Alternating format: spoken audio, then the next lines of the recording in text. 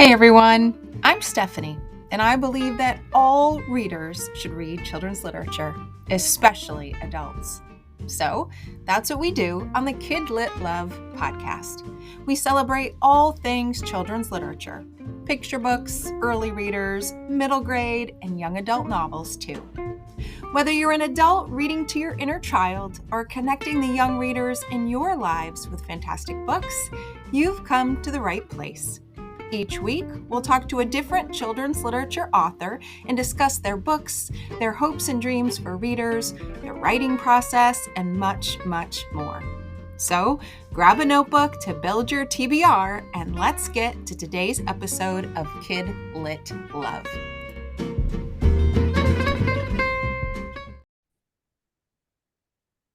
Hey everyone, welcome back to the Kid Lit Love podcast. I'm Stephanie, your host here, welcoming you to another weekly episode with a children's literature author. Today, I'm talking with Rachel Vail. Rachel is an author of over 40 books, including a variety of picture books, middle grade and young adult novels and series, titles you likely already know. Picture books like Sometimes I'm Bombaloo, and the newer picture book, Sometimes I Grumble Squinch, which is my favorite new word. Middle grade novels and series like the Just in Case series, and the A is for Elizabeth chapter book series, and a newer title, Bad Best Friend, and YA books as well. Books like, Well, That Was Awkward, and the Avery Sisters trilogy, along with the book that we are going to take a deeper dive into today, If We Kiss. Now, it was really hard to think about choosing just one book to talk about for the episode, so we will pack in as many mentions of the titles as we can and let you know why this particular book was chosen for a more in-depth conversation. So, I cannot wait to dive in. Rachel, welcome to the Kid Lit Love podcast.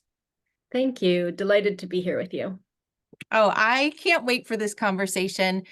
You know, I love preparing for podcast episodes because I get to read a lot, but I really had to prepare for this episode because you have written so many wonderful titles across a wide range of ages and topics. And so I would love to just start at the beginning and ask you, what made you want to become a children's literature author? And how have you stayed writing strong across so many different aspects of the field? Well, I did not want to be a children's book writer. Oh. That was not the plan at all, especially at the beginning. I very much wanted to be very gifted in something. I wanted to have a talent that was undeniable and huge. And so I tried various instruments and tried to dance and tried to act, and none of it, turned out I wasn't Mozart in anything, and much to my great disappointment. And so I kept looking, and at the time, as a kid, it felt to me like having to practice at anything, having to work at anything proved that I was not gifted at it. And so I tried lots of things. I was only on teams that didn't have cuts. I was terrified of getting rejected because that would prove that I was not good and not talented. And so I quit each instrument after a few months of trying, or some after a few years of barely trying. I quit lots and lots of things and was looking for something that I could just be effortlessly brilliant at.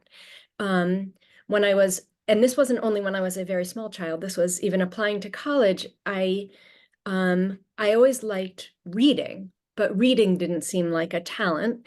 And I collected stories like other people collected baseball cards or paraphernalia. I don't have a collector's soul, but I love collecting stories of my little cousins or my younger brother, or what I overheard in the supermarket. And speaking of that, I was always very good at eavesdropping. So I thought, okay, it's not a top tier talent.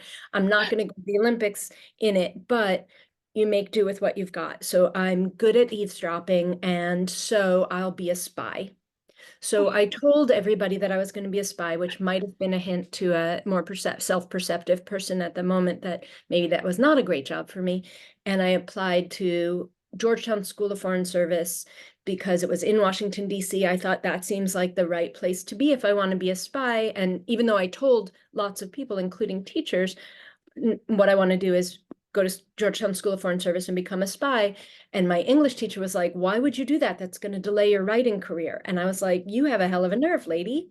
Um, I am not going to be a writer. I'm not interested in being a writer. Writers are all at least old, if not dead, and much more moody and deep than I am. And they smoke cigarettes, which seems like a disgusting habit. And so absolutely no interest in being a writer.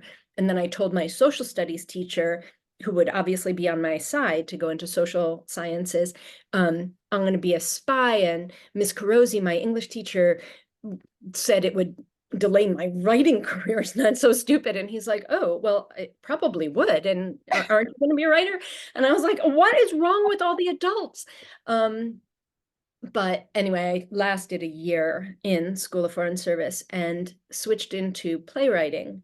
I switched into the College of Arts and Science and decided, okay, maybe I'm not interested in being an actor, but I took this playwriting class, and the playwriting professor, Doc Murphy, his attitude toward writing was the opposite of anything that I had experienced before. It's his idea was you want to come up with something astonishing. And the way that you do that, of course, the first thing you put down, it's a cliche. Well, of course it's a cliche. It's boring and it's obvious because it's front of mind. Keep going. And maybe by the 50th draft, you will have reached mediocrity. And that's amazing because that means you're on your way. And maybe eventually you'll get to something interesting. And I thought it just felt like such a freedom Yeah. to write bad stuff to start and keep going. And so that gave me permission. And then my idea was to become a playwright. And when I had graduated college and was working in a theater, backstage, because I thought as a playwright, I should know everything about what goes on in a theater. I had an idea that I couldn't figure out how to make a play. So I took a break from working at the theater, moved home with my parents, and wrote it as a book that was just supposed to be a break from playwriting. And that was many, many years ago, more than 40 books ago. And my dad does keep saying, so where's the play? Um, Oh, dads. Dads. I've got to say that is the most interesting backstory that I have heard, going from, spy school to this wonderful writing career. And I love that, a teacher, because as an educator, it was a teacher that kind of gave you that little inkling of, well, that's going to delay your writing career.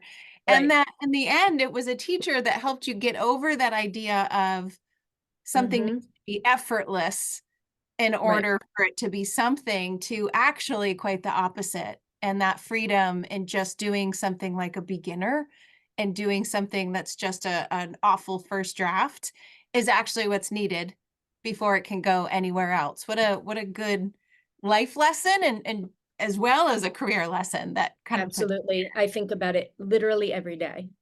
Yeah. Wow. Oh, I'm going to be thinking about spy school for a while.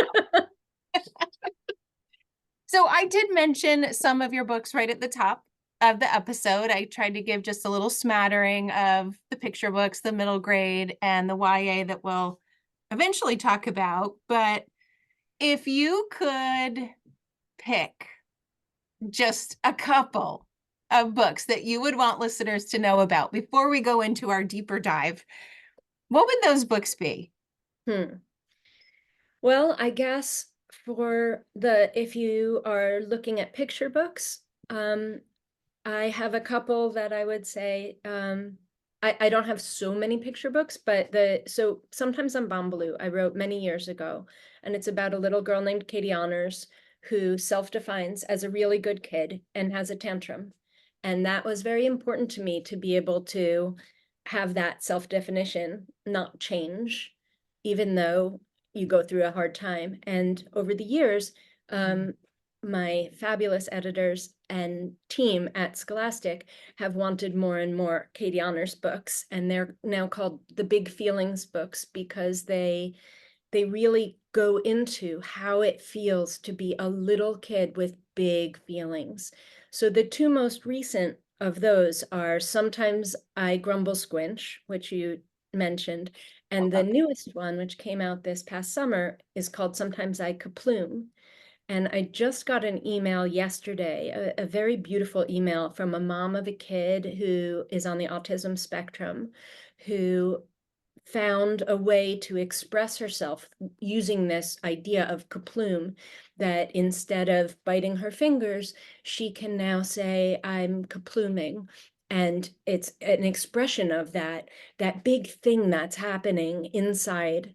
And as someone who, my brother is on the autism spectrum, and I feel like his different way of being in the world really influenced my writing career as well as every aspect of my life. I knew from a very early age that my way of seeing the world was not the only way to see, and not the only way to be, because he was having a very different experience than I. So getting an email from a mom of a kid on the autism spectrum who was changed by being able to communicate using this book was incredibly meaningful to me. So I guess those would be in on the picture book area of it. In the novel area, I have my two most recent novels are Well, That Was Awkward and Bad Best Friend. Bad Best Friend is actually the first book that I wrote that deals most directly with having a sibling on the spectrum. And so that was a very challenging book to write. I don't write memoir. I write fiction. So that was a big challenge for me and very emotional to try to write. And Well, That Was Awkward is actually based on the play Cyrano de Bergerac. And I love that play, and I was rereading that. You see, it all goes back to theater.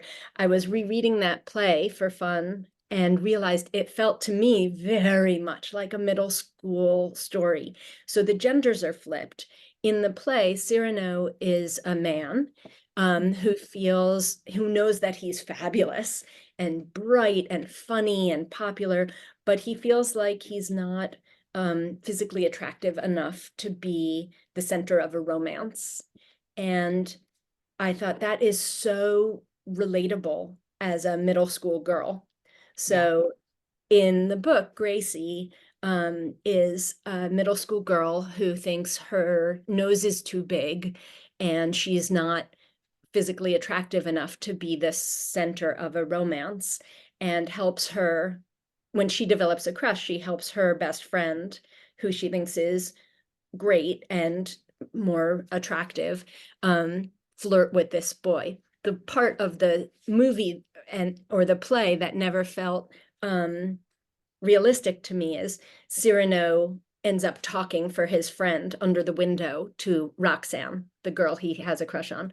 And she knows him very well, but she doesn't recognize his voice.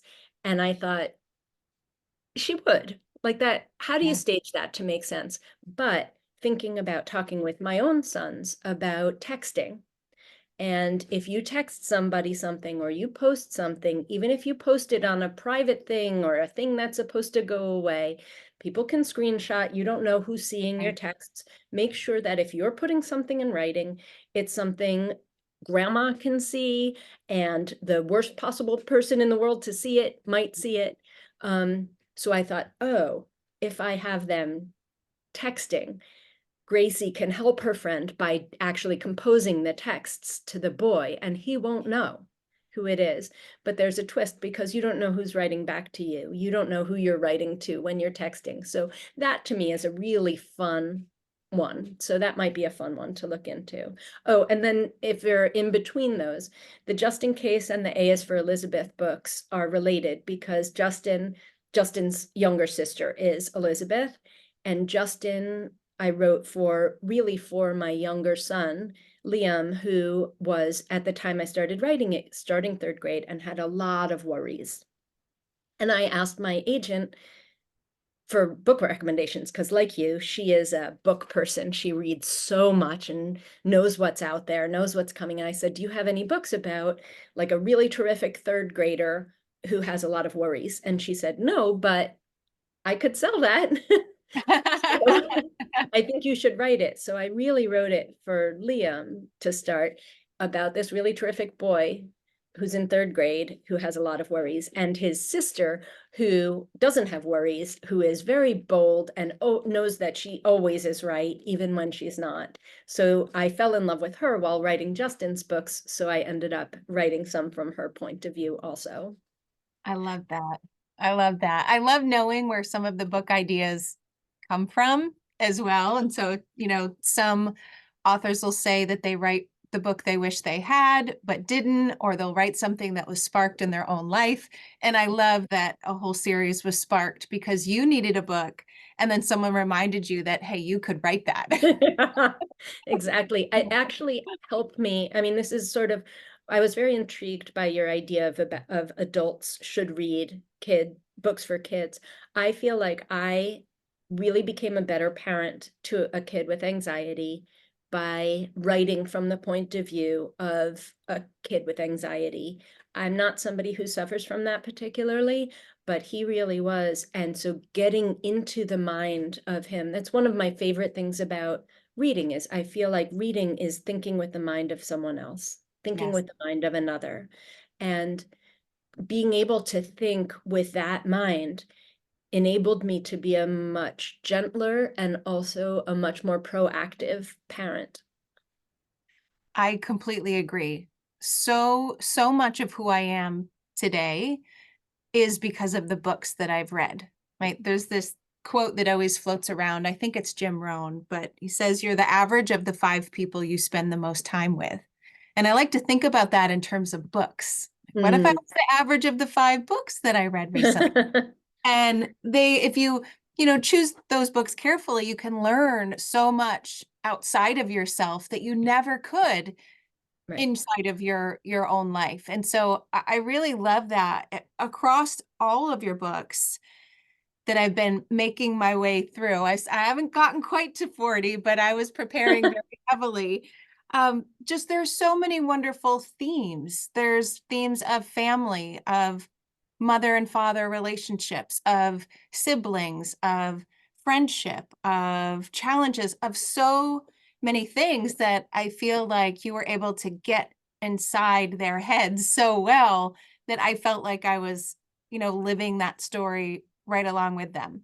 And I'm an adult, and I think I need that story just as much as a young child does, because as we talked about before, we all have inner children, right? We all have the kids inside of us that we are still reading to. And, I don't know anybody who has come out of adolescence unscathed or some way that couldn't benefit from returning to that time with a new lens, with this idea of hindsight's 2020, and I can take something away from that. And I definitely appreciated that reading the book that we're talking more about today, if if we kiss, right? You're put squarely back into adolescence. And I know that is one reason that ultimately If We Kiss was the title that was decided to go in a little bit of deeper depth with, because we can all relate to this period of time, whether we're in that period of time at the moment or we've experienced it. Everybody has an entry point that they could come into with this book. And I've got to say, I loved, you had me right from the beginning, because for those that haven't read If We Kiss, it starts off with the main character unexpectedly getting her first kiss, right? From a boy she didn't expect it with to a location she didn't expect it with. And not only was it this unexpected first kiss, but she's got a lot of mixed feelings around it. And the principal saw it. Her mom was called. Everything that could possibly go wrong with a first kiss seems to have gone wrong. And the one part that just leaped in and went right to my heart was when Charlie was kind of talking to herself about it, and she's like, oh, in 30 something years, I'm going to think back to my first kiss, and this is the day that I am going to remember. And it was just such a wonderful thing to think back and like, oh my gosh, yeah. So to give us a little preview. I know I gave a preview to the opening, but give us a little summary of this book. I loved it. Oh, thank you. Thank you. And I love that you say that it you could go right back there, Yeah. because I just recently reread If We Kiss, and felt that too, and was cracking myself up, and my husband was like, are you laughing at your own book? And I said, Charlie is so funny. Charlie Yeah. is the main character. And I didn't, it's been a while, I wrote it, but that was a long time ago. And so now I feel like Charlie is separate. Um, so Charlie, not only does she get her first kiss from this boy she doesn't really like, but is suddenly wildly attracted to, which may be a relatable topic, a relatable idea to some of us. Um, and the principal sees, and her mother gets called, and then even worse, her best friend decides she likes this boy, Kevin, and a little bit of a spoiler coming up. It turns out her mom who is divorced from her dad, starts dating Kevin's father. So just every possible terrible thing. And she has kept this kiss a secret from everybody, um, for various reasons. And the thing about this book is it started from, I got a letter back in the day, a letter from a kid who said, I read a different book of mine, and I've been dying to tell an adult this, and this is what happened. And she had this amazing voice, and I corresponded with her for a little while. This amazing thing that happened is she kissed this boy, and then nothing came of it. And then she started dating this other boy who was a nicer boy, and she liked him more. But she said, the thing is, if the first boy um, asked me out, I would break up with my boyfriend in one hot second. I was like, it's so funny.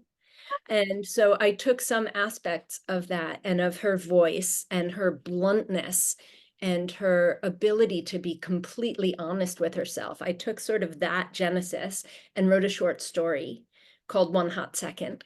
And then I could not get her out of my head. And that developed into the book, If We Kiss. And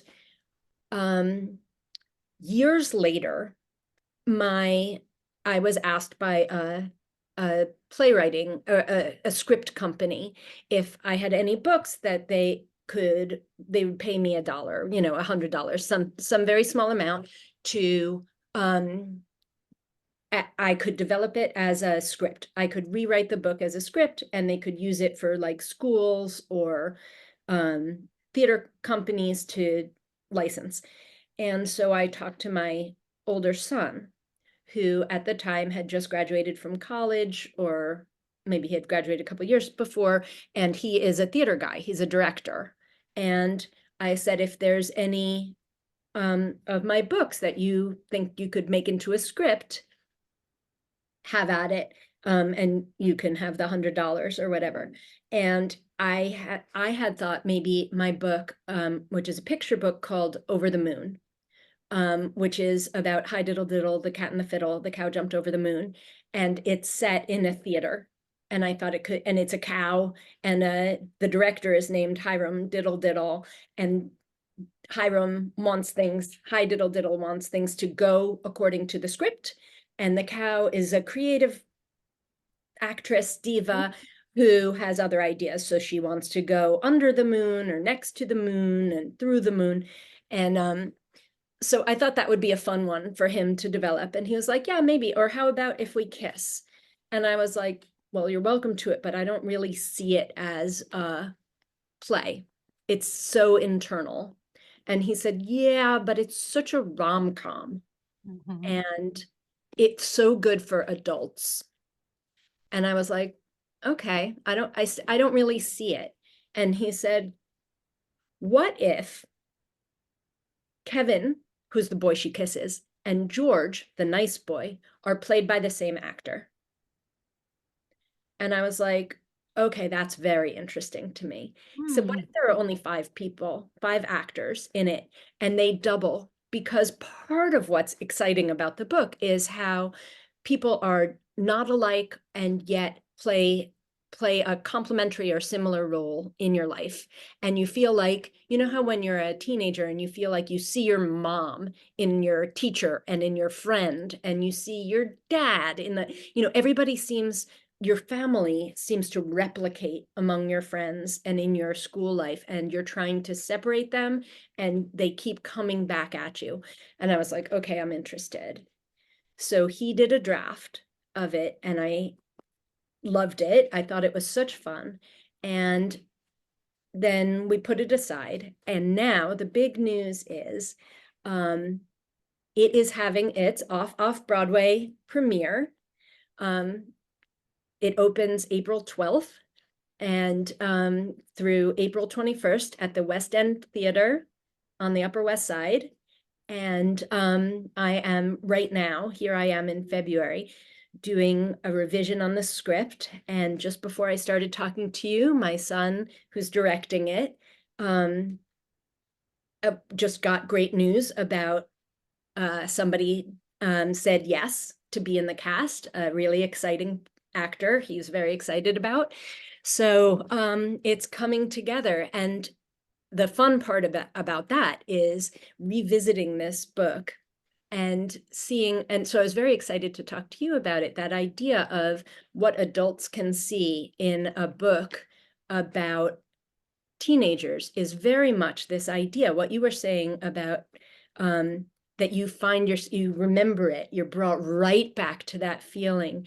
And that's one of the goals of the production, is to bring us as adults right back to that feeling of awkwardness and excitement and power and dispower um, Yeah. that you feel in those first moments of crush, and also the sort of, what does it mean to be a family, and what does it mean to make choices about relationships, and how your choices affect other people, not just you, and that's a thing that I feel like we learn over and over again, and that I see, that I come to in all the books I read and in conversations with friends, and that our choices affect the other people in our lives and how that happens.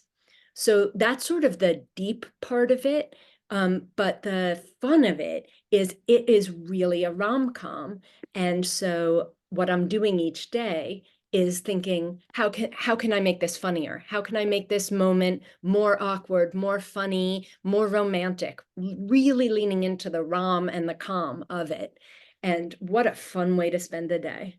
Oh, I can imagine. And it feels so full circle listening to you starting off in playwriting, Right. all of your writing, coming back to it, but now with your son who's writing and doing this work alongside of you. What a wonderful story, a wonderful evolution of all of it Yeah, to be he had a crush when witnessing. he first read it. He had a crush on the little Kevin's little sister, Samantha, who in the book Yeah. is 8, and he was 8. And he was like, "Oh, I love Samantha." And he admitted to me as an adult that he had this secret romantic relationship with this fictional character, which many of us, can relate to. And now he says, now I'm a lot closer to the age of the mom than of the main characters, and but feeling himself into each part of it. And yeah, so it's super fun. And yes, finally I'm making my theatrical debut. That's right. That's right. And your son sounds like a genius with the way that he is having actors in multiple roles. That is such a neat twist It's such to a that neat as well. twist, and it's so interesting to me because I feel like it really gets at the question, like, why is somebody more attractive, obviously attractive, and somebody else who might look exactly the same is obviously not, Yeah. or is attractive in a very different way. And I feel like what a fun thing for an actor to try to bring to us, but also very interesting, I feel like, as a reader or an audience member, like what, oh yeah, he's hot when he's Kevin, and he's sweet when he's George. How do you do that? Yeah. Yeah. Oh, that's And exciting. like the internal of like when she's the best friend is so different from when she's the younger sister, and what is that, and how is mom different from Darlene Greenfutter, and yet there's something connected about them. Yeah. Oh, I love it. So I'm only about 3 hours north of New York City. So I'm I'm thinking I need a little trip. Yes, yes, yes, you'll have to come and Yeah. let me know when you're coming so we can chat about it. Yeah, how fun. And, listening to you talk about the book, readers, listeners, have an idea of what the book is about and all sorts of the wonderful themes in there. And even though I started off the book talking about that experience of a first kiss and being brought right back to adolescence, there really is so much in this book that readers could connect to. Mm. The things that jumped out at me, I think because my parents were divorced when I was younger, I could immediately feel what Charlie was feeling in relation to all of that of having mom to yourself, having a different relationship with dad. What happens when people start dating, when families start getting mixed together? And there were two parts that really jumped out at me personally, like just kind of reached in, grabbed my heart. And one of them was the UGG slippers or the UGG shoes, where she had was so excited to finally have the pair of Uggs, just like her mom, because her feet stopped growing, right? Because those things are so darn expensive. She finally Right, got them, only to find out that her new soon to be younger stepsister also got right. those same pair of shoes from her mom. And I could just feel the conflicted emotions in her of being so excited to get them and then realizing, well, wait, this little girl didn't have to wait. And it just brought up so many emotions in her head. And I felt like I was transported right back to yet Yeah. another place. So I feel like there are so many points of entry for readers here because we've all gone through that, whether we have parents that were divorced or not. We've all had friendships. We've all had changing relationships. Um, and I just think there is so much to relate to. I'm thinking about an adult too reading this. There's one lesson, page 157 for those who actually have the book. But in it, Charlie was kind of talking with her mom, like, are you going to marry him? Like, what's going on? How is life going to change? And as an adult, this part just jumped right out at me because mom was saying, I don't know. I like him. I love him. He's terrific, but I'm good too. I don't know what's going on. And she said, I'm enjoying this time of my life more than I had expected to, which is great. That's all it's about for me right now.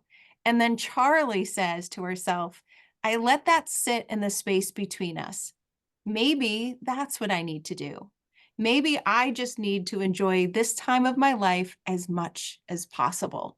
And I thought, man, if we could all learn that lesson in adolescence, that would be wonderful. So I love that there was this beautiful life coaching moment in such an emotional way where the mom felt good and was in her own, and this daughter was realizing maybe that's what it's all about, Mm. actually, amidst all of this stuff swirling around her. And I just had to put the bookmark in and close it and just sit with that for a bit because I felt like that was the lesson your book was trying to tell me too. Wow, that's so interesting. I love that. Thank you. You are very welcome. It was powerful for me on a lot of different levels. And so that's why I'm really happy there's a sequel, right? Yes, there Because is. without spoiling things for people, the book ends and for me, which was a very, oh no, you better not end the book this way kind of way. And I Mm-hmm. hope you feel it, but I was very surprised when I then turned to the next page and saw, oh, okay, there's more coming. I can go get to the next part, because that was a cliffhanger of an ending you put on that last page. Mm-hmm. Well, it's interesting to me because often people will ask me, so do they end up together? And I feel like they're 12 or they're 16 or they're, 14. What does end up look like? Um, Right.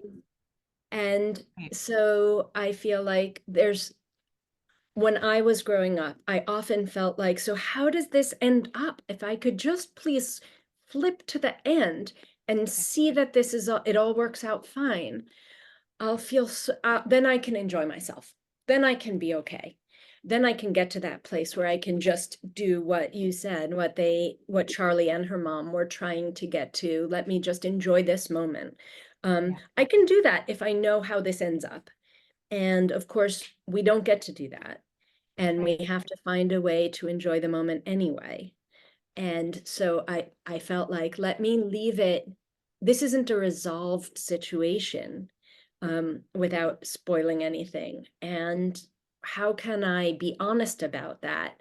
That even if you decide, well, okay, we're not going to be a couple, those feelings don't necessarily immediately evaporate. And tricky relationships have an ongoing way of not reaching that neat ending. So Mhm. I felt like that was an important thing. But when this book first came out and I was interviewed about it, people, I was asked repeatedly, what made you decide to write a book about a first kiss? And I was embarrassingly surprised by that question, because that's not, even though I had read the cover and the title of it, um, that's not what I thought the book was about. I thought it's a book about what happens when you're in a friendship where you feel like your friend is a little bit better than you. Mhm. And how does that imbalance of power affect a friendship? And so to me, it was very much about power in relationships, um, and how little imbalances of power can throw everything off. Yeah. So, and yeah, obviously it has kiss in the title, so I don't know why I was so surprised that people thought it was a book about a kiss, and which it is. It is a book about kissing, but it's really about so much more than that. Yeah. It starts off Yeah. about that kiss, but then it just develops into so much more. Did you know you were going to write the sequel, or did that come No, about afterward? Okay, no. So you were going to no. leave us hanging like I that? was gonna leave you hanging. I was gonna do that mean thing, and then I got so many letters and emails and requests. You can't leave us hanging like this. This is mean. This is Yep. cruel. You need to write a sequel. So I said to my editor, I need to write a sequel. And she's like, I'm afraid of what you're going to say. The sequel to If We Kiss will be called, um, If We What, Rachel, what? So so it's called Kiss Me Again, which my younger son said, so I guess you sort of give away the mystery about the first thing. Having the sequel next to it, but Kiss Me Again is the sequel, and I don't know that it gets completely resolved in that either.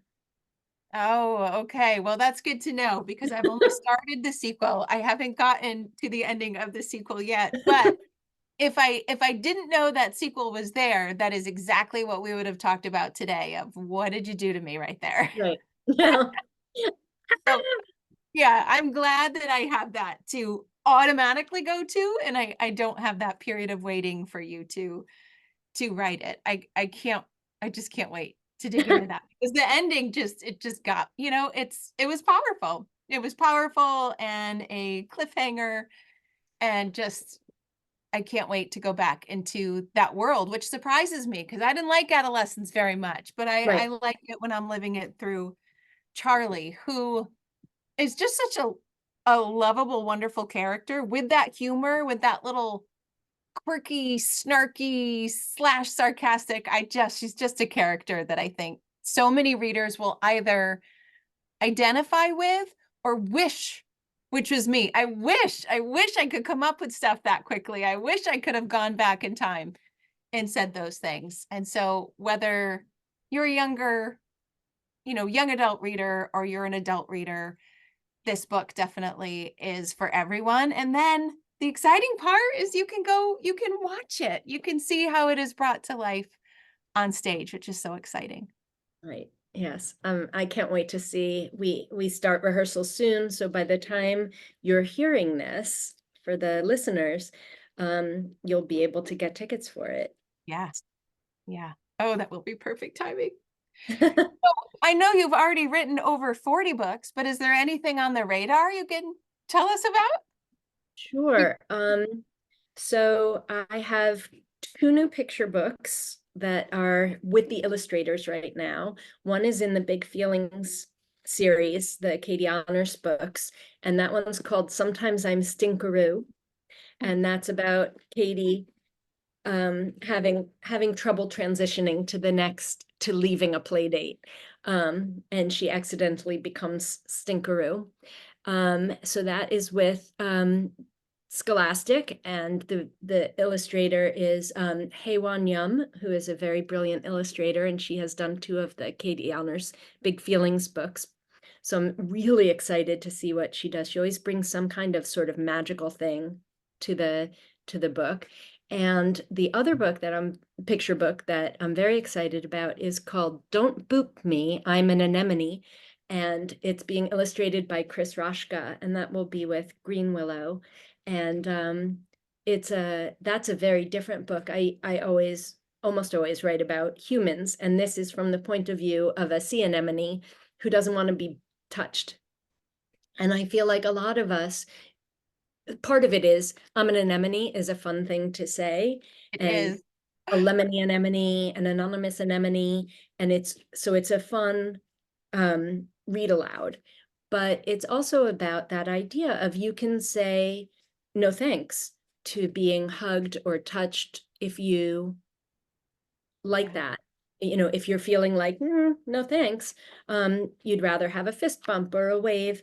And I think a lot of us, not only people on the spectrum, but a lot of us have a hard time um, having boundaries and remembering that other people have boundaries and respecting that. And I feel like this was a sort of my fun way of getting into I didn't realize I was going to do that. I just liked saying I'm an anemone.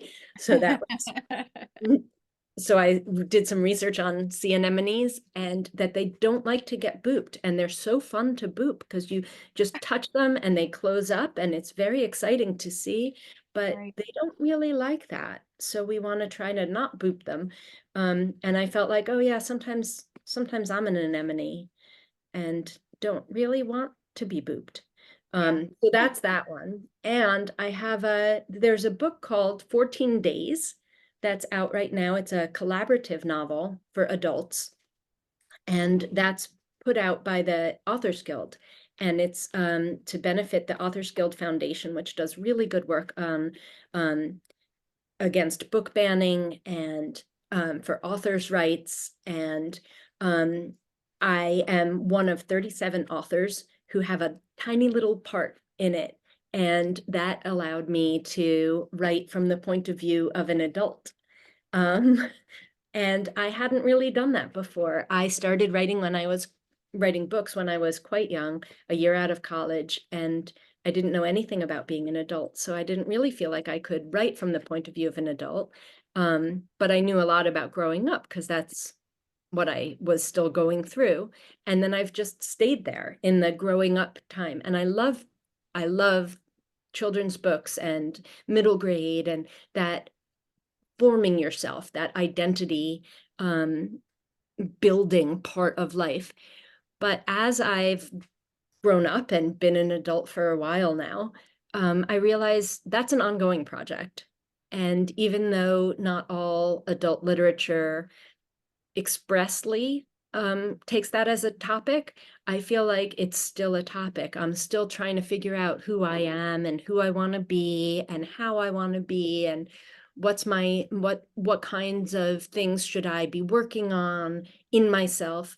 And I think about those things more explicitly probably than a lot of adults, just because I'm living in the mind of kids all the time, each workday. But I think that's part of being an adult as well. So I'm also working on, so I was able to do that in this book, 14 Days, which is put together by Doug Preston and Margaret Atwood, and is out now. It just came out 2 weeks ago, and is a really fun book. So I have a little piece in there, and the other piece that I wrote for it that they didn't find a way to work into the narrative is tickling my brain.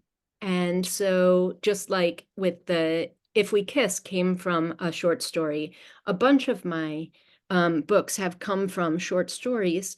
And I feel like there's something starting from that. Yeah. So I may or may not finish the book I'm working on, the middle grade book I'm working on right now, which is called The Star of This Wedding is Obviously Me. Um, but I'm not sure if I'm going to be able to finish that one before I start working on this new one from this short story that I wrote. It's So calling to you. it is. It's it's it's poking me in the head saying, "Excuse me, hello, I Yep. need you. I need your attention now."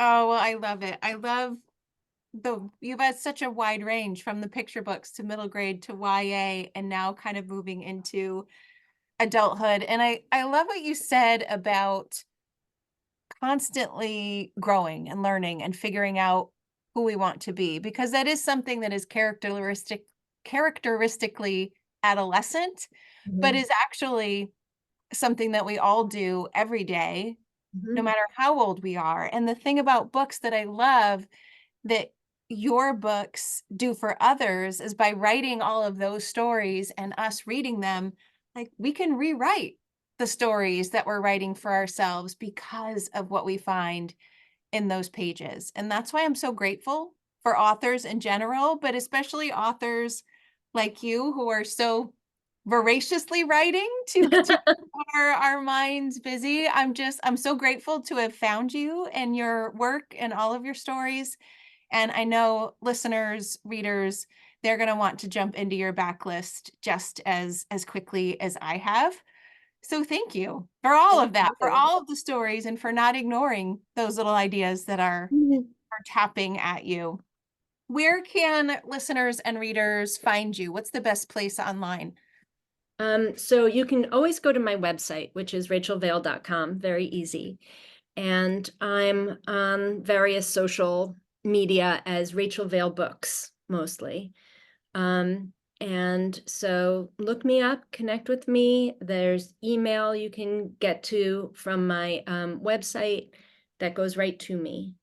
Um, and as you can tell, I love hearing from readers. I feel like it's a conversation. And when I was growing up, it didn't occur to me that I could reach out to an author, and I love that that has changed now. Yeah, And that interaction I feel like is really valuable. So yeah, I'm happy to discuss, and I'm happy to hear people's reactions to the book. That it's very meaningful to me, and it affects me. yeah.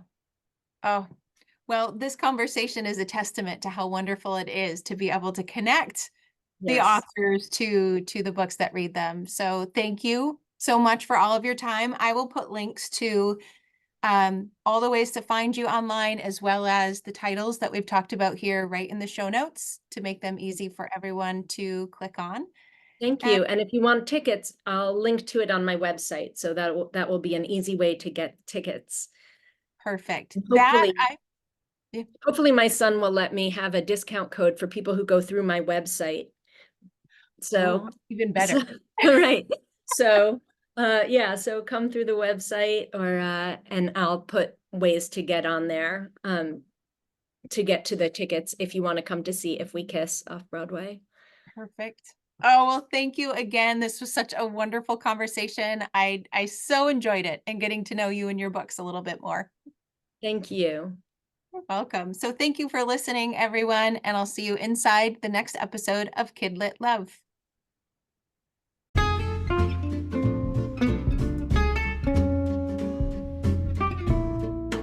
Thanks for listening to today's episode of the Kidlit Love podcast. You'll find links to all the books, resources, and ideas mentioned in the show notes at alitlife.com. And if you want more, you might like to listen to my other podcast called Get Literate. It's a podcast that explores all things books and reading, notebooks and writing, and everything in between to build a life you love. One more thing. If you love what you listened to today, please take a moment to rate and review the podcast or take a screenshot of the episode and text it to a bookish friend. This helps the podcast grow and builds our bookish community of kid lit love. Thanks for listening.